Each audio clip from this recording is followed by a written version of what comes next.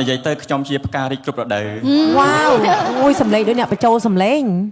មិនមែនទេខ្ញុំមិនមែនជាអ្នកបញ្ចុះសំឡេងទេ យ៉ាអូយ បើសិនជា អូយ និយាយលេងចឹង ប្រហែលជាបងគិតថាខ្ញុំជា AI ហើយមែនទេទេខ្ញុំមិនមែនជា AI ទេ turn off ហាហា បិទប៉ុណ្ណឹងចុចតេឡេបិទប៉ុណ្ណឹងណា អូមិនទេលេហើយអូផ្លិចស្កប់តាមហ្មង អូខេអរគុណស្បៃឈ្មោះអីអូន អញ ស្បៃមែន បាទអរគុណច្រើនបងខ្ញុំបានឈ្មោះប៉ែនហង អូចឹងបងធ្លាប់ឮតែស្បៃ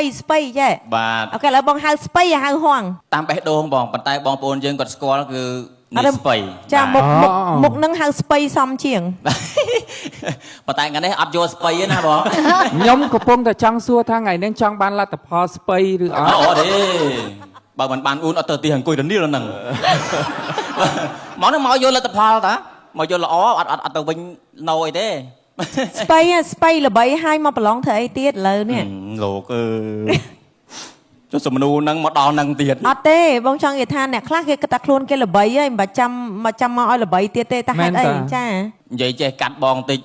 សំណួរសួរថាល្បីហើយទៅប្រឡងធ្វើអីហ្នឹងសួរតាំងពីថ្ងៃចាប់ផ្ដើមទាញប៊ិចដាក់ពាក្យដំបង ហើយឆ្លើយមួយគេថាម៉េច គាត់តែយើងមិនទិញអេបតាម mobile app ហងមាសយើងហ៎បង បាទ គាត់តែចាប់ទាញប៉ោកហ្មងរត់តសេនិយាយគៀនផ្ទះខ្ញុំដើរមកតែហ្មងមកអង្គប់អញ្ចឹងមកពឹបណែអញចៅស្បៃនៅផ្ទះហ៎ដល់ពេលខ្ញុំអូយដល់សួរយាយទៅណាហើយគាត់សួរខ្ញុំវិញលឺល្បីលហៀងហែងថាប្រឡងអី X-Victor គេហ្នឹងខ្ញុំក៏ថាបាទខ្ញុំទៅប្រឡង X-Victor ថាអើយល្បាយល្បីបើប៉ុណ្្នឹងហើយទៅប្រឡងរងាប់អីទៀត គាត់និយាយត្រូវ បាទហើយខ្ញុំក៏ថា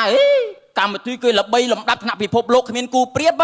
គាត់ថាអើយគាត់តែចង់ល្បីលំដាប់ថ្នាក់ពិភពលោកសោះហើយមិនទៅបួសលោកចាំគាំច្រ គាត់និយាយ គាត់ ត្រូវ ឲ្យយើងទៅបួសវិញដល់ពេលអញ្ចឹងហូហី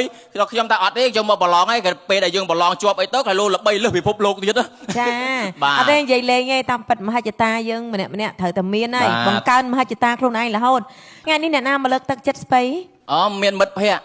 បាទនោះមិត្តភ័ក្តិបកកើតបដ ாய் ចំនួនស៊ីបាយក្តាំង2នាក់តែមួយថងឯង ញ៉ាំបាយអីបាយក្តាំង បាយក្តាំងមួយថង2នាក់ហូបបាយក្តាំងបាទ មកចូលចិត្តហូបបាយក្តាំង អត់មានកចំនួនហ្នឹងមកពេញដបងអត់មានស្អីទេ ចា មកហ្នឹងឲ្យឈ្មោះតាអ្នកអំពេញទៅវិញសុំលុយម៉ែជិះឡានមកវិញទេចំនួនហ្នឹងបាទ